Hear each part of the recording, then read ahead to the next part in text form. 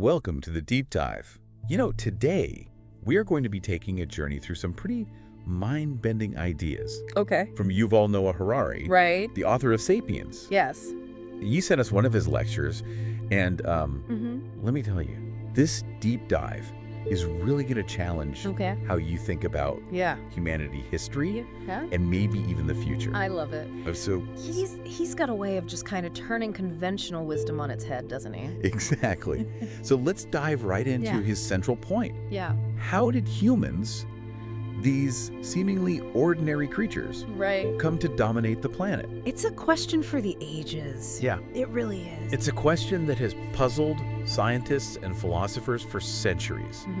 And Harari's answer is surprisingly simple, yet incredibly profound. He argues that it's not because of our superior physical strength or intelligence. Right.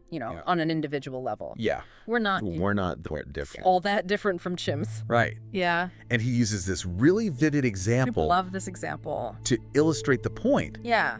Imagine 1,000 humans versus 1,000 chimpanzees in a battle. Humans win every time. Yeah. It's not because they're stronger or faster. Right. It's because they can coordinate. Yes. They can strategize. They can work together. They can work together. Yeah. Chimps can't do that. It's fascinating because this ability to cooperate extends beyond just our immediate tribes or communities. Totally. Like, we can collaborate with complete strangers. Right. People we've never met. It's incredible. And may never meet. Yeah. To achieve common goals. And this is where he introduces one of his most, I think, intriguing concepts, the power of shared fictions. Okay. He says that our capacity to believe in things that don't physically exist is what gives us this ability. So things like gods, nations. money. Yeah, money. These are all things that don't exist in the natural world. Yeah. It's like he's saying that imagination, our ability to weave and believe in these shared narratives, is the secret sauce of human civilization. It's absolutely remarkable. Yeah. And to be honest, it's a bit mind-blowing when you think about it. It really is. Think of something as simple as a dollar bill. Okay. This is a piece of paper, right? Right. But we all agree that it has value. Yeah. And so it does. Yeah. We can use it to trade for goods and services. We build economies. We wage wars. Wage wars, yes. It's a prime example of how a shared belief in something fictional can have real-world consequences. Huge consequences. And he extends this beyond just money. Right. He goes on and says, like, he talks about human rights, legal systems, even entire political ideologies. They're all based on shared stories. Collective belief. Or collective imagination. That we've kind of woven together over time. It's so interesting. It is. And this raises a crucial point. Yeah. This ability to cooperate based on shared fictions has led to some incredible achievements. Of course. But it's not inherently good or evil. It's a tool. It's a tool. It can be used for good or for bad. That's right. Because the same mechanisms that allow us to build cathedrals and launch rockets can also be used to create armies and concentration camps. Absolutely. It all depends on the story. It all comes down to the stories we choose to believe in. This leads to his perspective on history itself, which is so interesting. Okay. He says that, a lot of the conflicts that we see throughout human history weren't really about resources or territory. Okay. They were about clashing narratives, competing stories about who we are, where we came from, what we believe in. He uses a very specific example. Yeah. The Israeli-Palestinian conflict. And he highlights how both sides have these deeply entrenched narratives that just fuel this ongoing struggle. It's a perfect example. It makes you realize peace won't come from simply dividing up land or resources, but from finding a way to reconcile these conflicting stories. We need to find a new narrative. Yeah, to build a new narrative. That both sides can buy into. That both sides can embrace. I think that's such a powerful insight. It is. It suggests that understanding history, and more importantly, understanding the stories that shape history,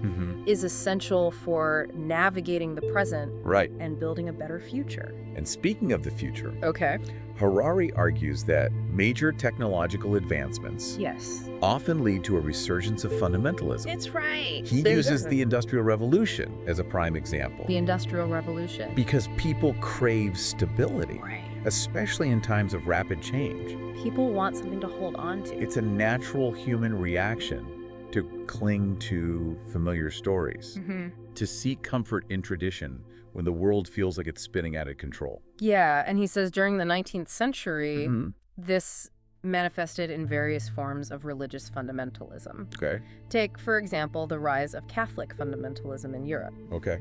In the face of industrialization and social upheaval, many found solace in these traditional religious beliefs. It's as if they were saying, hold on, the world's changing too fast. Yeah. We need to anchor ourselves to something solid. We need something stable. Something that's always been true. Right. And this brings us to another fascinating concept that I find so interesting. Right. Techno-religion. Techno-religion. Techno-religion. So imagine a belief system that replaces faith in a divine being with faith in the power of technology. Okay, so it's like taking the fervor of religious belief and directing it towards scientific progress and innovation. That's a great way to put it. Yeah. He uses the example of communism in the 19th century. Okay. Think about Marx and Engels, the founders of communism. They didn't find their answers in ancient scriptures. They looked at the factories, the railroads, the emerging working class, and they said, we need a new ideology. They formulated a new ideology. A new techno-religion that promised a kind of salvation on Earth through technological and social progress. So communism wasn't just a political movement. Right. It was almost like a new faith. Yeah. That sought to reshape the world through human ingenuity. Yes. Rather than divine intervention. Very interesting, isn't it? That's really interesting. And this concept of techno-religion becomes even more relevant when we consider... Well, think about today. The technological revolution that we're experiencing today. Exactly. I mean, just like the 19th century, we're living through a time of unprecedented change. Driven by advancements in artificial intelligence, biotechnology. All sorts of fields. All these other fields. It's as if we're on the cusp of a new era. Yes. But the question is, will we make the same mistakes as our predecessors? It's a big question. Will we cling to these outdated stories? Yeah. Or will we embrace new narratives that are more aligned with the realities of the 21st century? We've got to figure that out. That's something to think about, isn't it? Absolutely. It's a huge question. Yeah. And that's what makes his work so interesting. He's not just giving us a history lesson. Right. He's challenging us to really examine these stories that shape our world. Okay. To think about the implications of our choices and to really actively participate in creating a future that's worthy of our potential. I love it. So we're going to pick up right there after a quick break. All right. Stay tuned. Okay. Because Harari has some even more mind-blowing ideas. Oh, I can't wait. About the future of humanity and the challenges we face. Yeah, looking forward to it. In this rapidly evolving world. We'll be right back. Okay.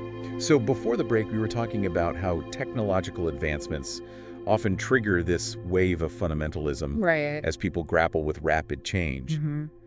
But what about the stories themselves? Yeah. Can we even rewrite these stories for the 21st century? That's the big question. Especially when we're bombarded with narratives about consumerism and constant economic growth? Well, this is the central tension that Harari highlights. Okay. He says, on the one hand, we have this incredible potential to use technology for good, to address climate change, reduce inequality, even enhance our own capabilities. Right. But on the other hand, we're still largely driven by these age-old narratives, stories about material acquisition and individual ambition and endless progress that may not be serving us so well anymore. It's like we're trying to build a sustainable future with the blueprints from the past. Exactly. And these stories aren't just abstract ideas.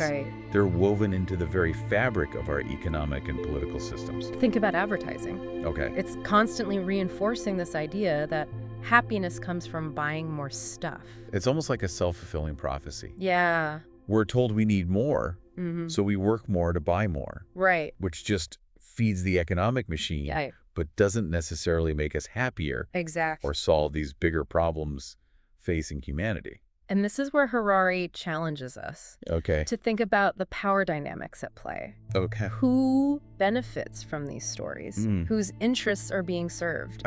And who gets left behind? He points to these companies like Google. Yeah, Google's a great example. Who have incredible influence. Huge influence. Over the narratives we can see. They control so much of the information that we see. And they claim to be concerned about humanity's future. Right. But their actions often seem to contradict that message. It's a really interesting contradiction. It raises an interesting question. Yeah. If these tech giants truly want to make a positive impact, why not use their platforms to promote different stories? I mean, they have the power to do that. Stories that focus on collaboration, sustainability, the well-being of all. Exactly. Not just the pursuit of profit. Yeah. It's like we're stuck in this paradox. We have the tools to create a truly remarkable future. Yeah. But we're still clinging to these outdated narratives that might lead us down this path of self-destruction. That's the human dilemma, isn't it? Yeah. The tension between our incredible potential and our capacity for short-sightedness. But Harari doesn't leave us there. That's right. He reminds us that we're not passive bystanders. We have a choice. Oh, we have agency. We can rewrite the story. I can change the narrative. Starting with our own lives. Exactly. It's not about waiting for some grand revolution or a benevolent dictator to come along and fix everything. It's about recognizing our own agency. Yes. Our power to shape the narrative. Absolutely. And it begins with awareness. We need to recognize how these stories are influencing our perceptions, our decisions, our actions. Then we can start to question those narratives. Yeah, ask ourselves. Who benefits from this story? Exactly. What assumptions is it based on? Right. Are there alternative perspectives? These are all important questions. Once we start questioning, we can start to imagine different possibilities, new stories that are more aligned with the kind of future we want to create. That's the goal. But let's be honest, that's a daunting task. It is a daunting task. Yeah. But, you know, history is full of examples of individuals and small groups who dared to challenge the dominant narratives, and in doing so, they changed the course of events. Think about like the civil rights movement. The civil rights movement. The fight for women's suffrage. Women's suffrage. The environmental movement. Absolutely. These all started with people who refused to accept the status quo. They had a different vision. They had the courage to tell a different story. It's inspiring. It's easy to feel overwhelmed by the scale of the challenges we face. Of course. But change happens one conversation at a time. One step at a time. One action at a time. One story at a time. One story at a time. And remember, these new stories don't have to be grand narratives about saving the world. They can be personal stories about living more sustainably, connecting with your community. Or simply choosing to focus on experiences rather than material possessions. I like that. It's about shifting our values, our priorities, the lens through which we view the world. Exactly. But what about those bigger issues? Like what? The potential for human upgrading. Artificial intelligence taking over jobs. Right. The emergence of useless people. These are big, scary concepts. These are big, scary concepts. That Harari brings up. Yeah, he brings up. Yeah, and they're directly tied to the technological revolution that we're experiencing. So let's take the concept of human upgrading. Imagine a future where we can enhance our physical and cognitive abilities through genetic engineering or advanced prosthetics. It sounds like science fiction. It sounds like a science fiction movie. But it's getting closer and closer. But the possibilities are both exciting and unsettling. Of course. We could potentially eradicate diseases. Yeah. Enhance our intelligence. Potentially. And even extend our lifespans. Right. But it also raises so many ethical questions. Of course. Who will have access to these enhancements? That's a big one. Will it create a new class divide between the enhanced and the unenhanced? Exactly. And what happens to those who are deemed useless? Right. In a world where AI can outperform humans. In so many tasks. In so many tasks. Yeah, these are tough questions. Harari doesn't shy away from these difficult questions. He doesn't. He forces us to confront the potential consequences of our technological advancement. And to really think about what kind of future we're creating. It's a lot to process, It is. But it's also incredibly important. These are conversations we need to be having. These are conversations we need to be having now. Before it's too late. Before these technologies become so advanced that we lose control of the narrative. Exactly. And that brings us back to the power of stories. Okay. The choices we make today, the narratives we embrace, will shape the world of tomorrow. Oh. It's up to us to decide what kind of future we want to create and to start telling the stories that will lead us there. I think we've covered a lot of ground. We have. But there's one final point from Harari that we need to address. Right. This potential emergence of new techno-religions in the 21st century. This is a fascinating idea. We'll delve into that for a quick break. Sounds good. So we're back and ready to explore Harari's final thought-provoking idea, this potential rise of new techno-religions in the 21st century. It sounds like something straight out of science fiction. It does. But when you really think about it, it's not that far-fetched. Not at all. Throughout history, humans have always sought meaning and purpose beyond the material world. We crave something bigger than ourselves. We create these elaborate belief systems, rituals, narratives to try to explain the unexplainable. You want to make sense of the universe. And to connect with something larger than ourselves. Exactly. So in a world that's increasingly shaped by technology, it's only natural that some people might turn to technology itself as a source of meaning and even salvation. It's like a new form of faith. Yeah. And he suggests that we're already seeing hints of this. Okay, like what? Think about the growing fascination with artificial intelligence. Okay. This quest to upload our consciousness into digital realms. This belief that technology can solve all of humanity's problems. Okay, so it's like replacing faith in a divine being with faith in algorithms and microchips. In a way, yes. Okay. He uses a very specific example. Okay. Google's Calico project. Oh yeah, Calico, I've heard of that. Have you?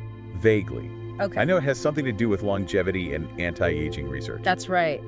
Their mission is to understand the biology of aging. Okay. And to develop interventions that could extend human lifespan. Okay. But what's really interesting is the language they use. Okay. They talk about solving death. Oh, wow. Achieving a kind of immortality through technological advancements. It's like they're framing it as this scientific quest for eternal life. Yeah. Which has traditionally been the domain of religion. Exactly. And it's this blurring of lines between science and spirituality, between technology and faith, that he sees as the hallmark of these emerging techno-religions.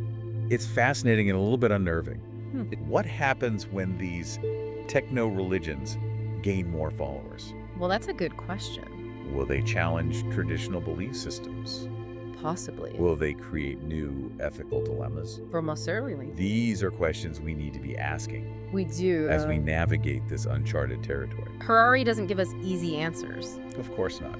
But he does challenge us to think critically about the implications of these emerging trends. It's like he's saying technology is a powerful tool. It is. But it's a tool that can be used for good or for ill. It's a double-edged sword. It all depends on the stories we tell about it.